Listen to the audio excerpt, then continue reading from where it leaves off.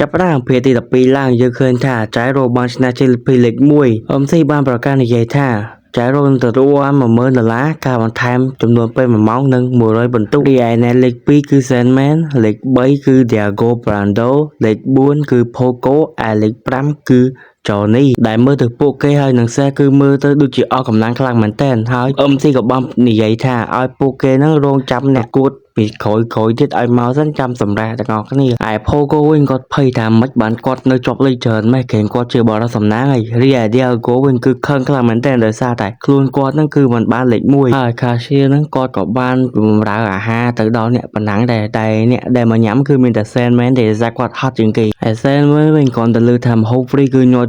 យកតែម្ដង Mr. Steel ក៏បាននិយាយជូនពរអ្នកប៉ុណ្ណឹងទាំងអស់គ្នារួចក៏បានប្រាប់ពួកគេថាការប៉ុណ្ណឹងបន្ទាប់គឺនឹងចាប់ផ្ដើមនៅថ្ងៃស្អែកនៅវេលាម៉ោង10ព្រឹកពេលនោះ Manager របស់ Mr. Steel ក៏បាននិយាយថាគាត់នឹងគឺមានប្រវត្តិរបស់ Jairo ខ្លះដោយ Manager បាននិយាយថា Jairo Cepelli ជាជនជាតិអ៊ីតាលីហើយមកដល់ទីក្រុងនេះតាំងពីខែឧសភាថ្ងៃទី22មកម្លេះដែលដំណឹងនេះធ្វើឲ្យ Mr. Steel ភ្ញាក់ផ្អើលមែនទែនព្រោះថាគាត់គឺជាមនុស្សដែលនៅក្រៅប្រទេសមិនមែនជាជនជាតិអាមេរិកចឹងហើយមានន័យថា Jairo នឹងមិនមែនជាអ្នកបាញ់ភ្លើងឬក៏ជា cowboy ស្អីទេហើយ Manager នឹងក៏និយាយថាអីដែលសំខាន់នោះគឺ Jairo នឹងគឺបានធ្វើដំណើរពីប្រទេសអាមេរិកមកនឹងគឺដោយជិះសំពៅរបស់នគររាជវង្សនៅអឺរ៉ុបដែលដំណឹងមួយនេះធ្វើឲ្យ Mr. Steel ភ្ញាក់ផ្អើលមែនទែនហើយ Manager គាត់ក៏និយាយថាហើយមិនក៏ Mr. Steel នឹងមិនទៅសួរ Jairo ផ្ទាល់ហ្មងទៅថាគាត់នឹងជាណាគេហើយ Mr. Steel គឺឆ្ងល់ខ្លាំងមែនទែនដោយសារតែกระดาษដាក់ឈ្មោះរបស់ Jairo គឺដាក់ទទេស្អាតយកហ្មងហើយនៅពេលដែលសួរពីប្រវត្តិគាត់ក៏អត់មានណាគេដឹងហើយគាត់ក៏អត់ឆ្លើយដែរហើយតាំងពីការប្រកួតមកនេះគឺ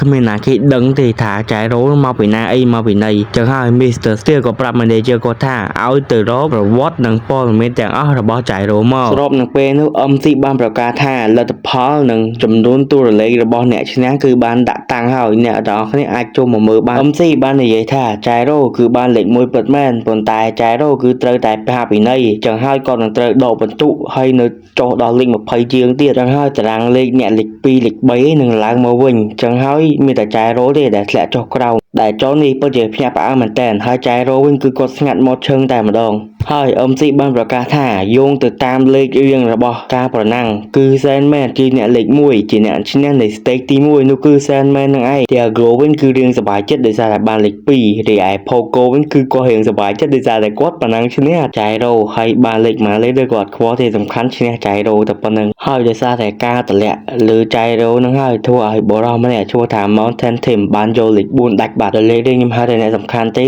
Sandman លេខ1 100បន្ទុកលេខ2 Diego 50បន្ទុកលេខ3 Poco 40បន្ទុកលេខ5 Johnny 30បន្ទុករីឯ Jairo វិញគឺអាភ័ព្វជាងគេដែលគាត់នឹងគឺជាប់លេខ21ហើយបានតែ1បន្ទុកទេហើយគាត់នឹងគឺលើសអ្នកផ្សេងទៀតតែ2នាក់ទេដែលចំនួននេះគឺតិចមែនតើឃើញ Jairo ស្ងាត់ពេក Johnny បានក៏លេខមើលហើយក៏ឃើញថាគាត់កំពុងតែសក្រឹធ្វើនឹងក្តាប់ដៃដែលខឹងជាខ្លាំងហើយក៏បានលុកទាញ Steel Ball គាត់ទៅបោកនឹងតុកដែលអ្នកកំពុងតែញ៉ាំអាហារនឹងហើយដែលឃើញចឹងហើយពួកសន្តិសុខក៏ចង់ទៅចូលចាប់Jairo ប៉ុន្តែ Mr. Steel ក៏ខាត់វិញថាមិនបាច់ទេឲ្យគាត់ធ្វើអីធ្វើទៅ Mr. Steel បានប្រាប់ទៅ Jairo ថា Jairo នឹងគឺគួរតែឈ្នះបានលេខ1ប៉ុន្តែដោយសារតែ Jairo នឹងបានប្រើអាវុធដោយរំខានអ្នកដទៃក្នុងការប្រកួតដែលធ្វើឲ្យគាត់នឹងបានធ្លាក់មកដល់លេខបាត់នេះJairo ក៏ប្រកែកថាខ្លួនគ្មានស្អីផងនឹងហើយមិនបានថាខ្លួននឹងទៅយកអាវុធតាមខ្លួនហើយខ្លួនក៏និយាយថាគាត់នឹងគឺមិននឹងនិយាយរក Mr. Steel តទៀតទេថាចាប់ក៏បែរក្រោយហើយនិយាយដាក់ចនេះថា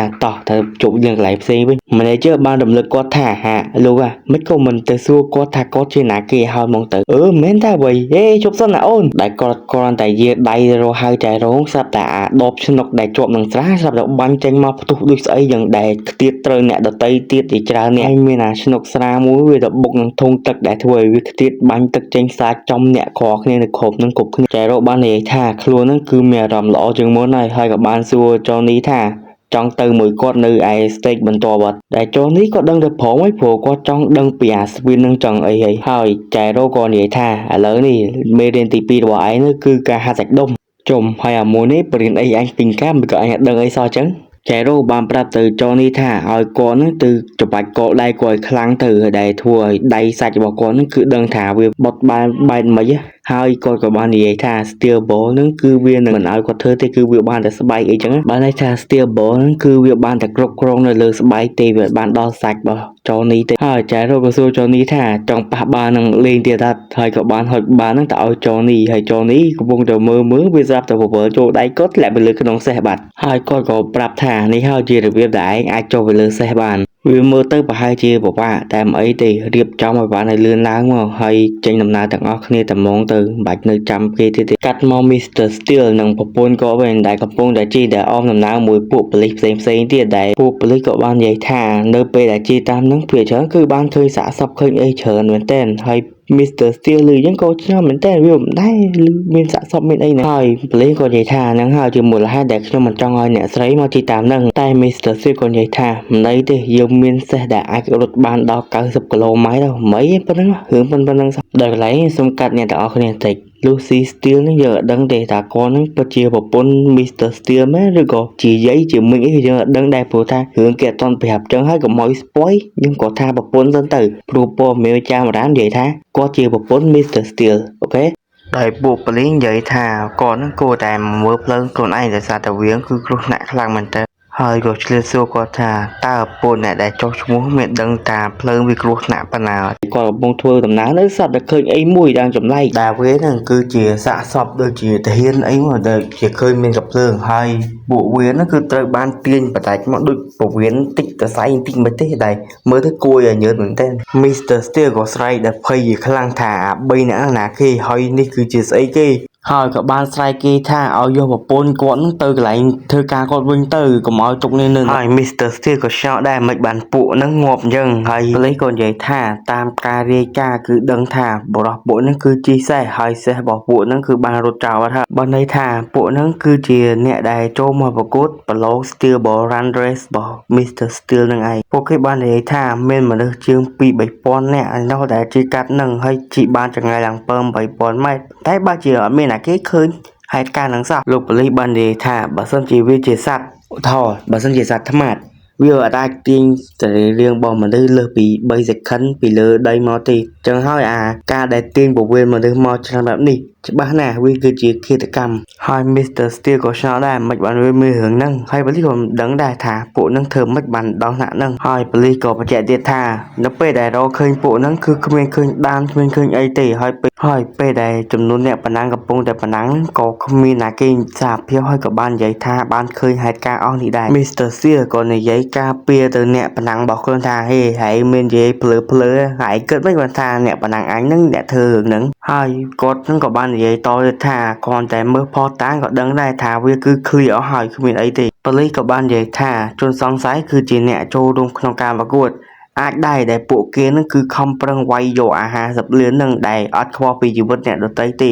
ហើយក៏បានសម្លាប់គ្នាទៅវិញទៅមកអីចឹងទៅតែឮការនិយាយរបស់ប៉ូលីសធ្វើឲ្យ Mr. Steel ក៏ស្លុតចិត្តមិនស្ទើរដែររឿងក៏បានកាត់ពេលដែលចៃរ៉ូនិងចនេះបាននិយាយគ្នាហើយពួកគេក៏ដឹងថាអ្នកដែលបានធ្វើបទល្មើសខុសហ្នឹងក៏នៅតែអាចឆ្លងនៅការប្រកួតហើយប្រណាំងតទៀតបានដែរដែលគេនឹងគឺចង់សម្ដៅទៅចៃរ៉ូនឹងឯងហើយបើសិនជាមានណាគេរំខានអ្នកប្រកួតដទៃផ្សេងទៀតនឹងត្រូវបានដកចេញពីការប្រកួតនឹងចេញយកតែម្ដងដែលគ្មានការលើកលែងគ្មានអីទៀតទេ